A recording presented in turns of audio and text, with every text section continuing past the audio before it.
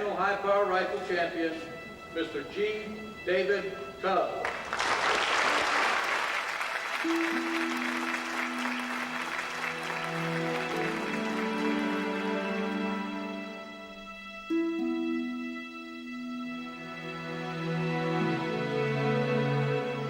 My dad grew up in Canadian, and he had a dog. He said he and that dog could whip any other dog in town. I remember that was one of his jokes.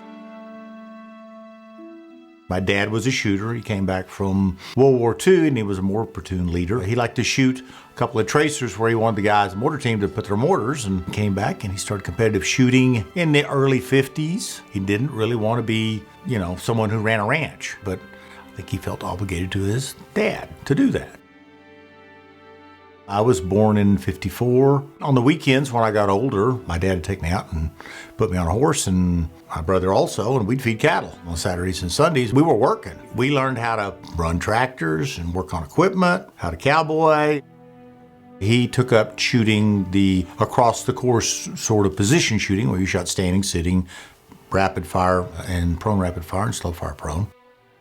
My mother was shooting a little bit, started in like 1960, 65. Summertime, you'd go on 3 or 4 trips a year, or 5 or 6. A lot of times they were weekend events, but you're riding down the car and you get to see the country. You either go to Ohio, or you went to New Mexico, or you went to Colorado. And I remember one time we went to Camp Perry, and they had a little gift certificate for a fine work bow air rifle for $100. So I got a fine work bow for $100. I come home in the afternoons or something and shoot a few shots with the offhand. So that was a very good training tool. You shoot indoor gallery league against other towns around here. We'd go shoot with them, or they'd come over and shoot with us. There were 30 shots, 10 standing, 10 kneeling, and 10 prone. So you learn about position rifle shooting. My brother's a year and a half younger than I was. So I started shooting before he did. And then, of course, he was involved in it. We had team matches, so we brought our own 4-person team. I graduated from TCU in 77, and then I lived down there till 81. I finished with a business management degree. I lived in Weatherford with the first wife and the 2 kids, and had a little business there, and I wholesaled some cars. Then that went away, and then I met my current wife, had a son and a daughter, and everything worked out. Soon I lived on the ranch, and then I evolved into the pipe business, the steel pipe business. Some of it was seconds. If you make 100,000 feet of pipe, there's 10,000 feet of it that's not good to go down a hole in an oil well, let's say. So that's where the corrals and the cattle guards and the fence rails and the hand guards and so on and so forth came from. At the same time, I was working on the development of the accuracy products. I didn't shoot for 6 or 7 years, I think it was. So then I said, well, let's go try. I'm going to try it again. I went back that year, and I'd shot a score that was about the same score I'd shot 7 years prior. And I said, well, maybe I got a chance.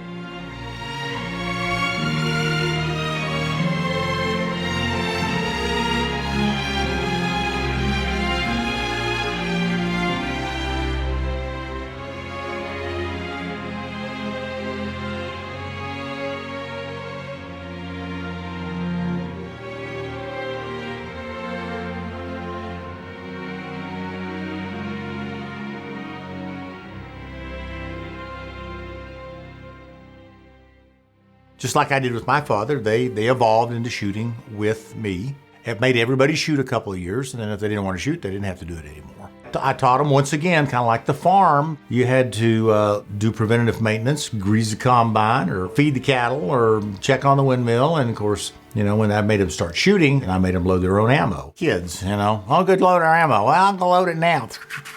I take them to the first match. They had problems at 200 because their ammo didn't go off. And here everybody is with their ammo box, pulling a case out, and they're going, trying to listen and see if there's powder in there. It was hilarious. It's a good experience. Learn from it. My daughter Christy made the shoot-off in the Wimbledon the first year, which was a really big deal. And my son Wyatt won the position shooting a scope on a rifle a time or two. It's really good to have your kids shoot well, because then you become a proud parent. They hit a home run, or scored a goal, same thing.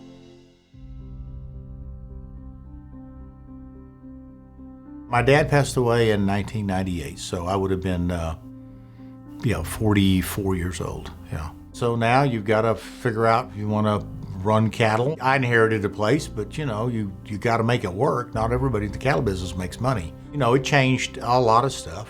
changed the dynamics between my mother and myself a little. My brother and I weren't always seeing eye to eye on some stuff. But in the end, it's worked out, and we're all on the same page at this point. So. David's father died very shockingly in January of 1998. It was a very difficult year. We were already still doing our packaging here at the house of all of our products. And he told me maybe springtime, he goes, I want to build a building in town and I want to move everything to there.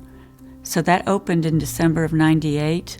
And I think that was his way of coping or having closure, because it was still so raw and so intense pain, that this was his way of healing himself, is to expand the business. And he had more ideas on how to produce parts and how to improve a rifle.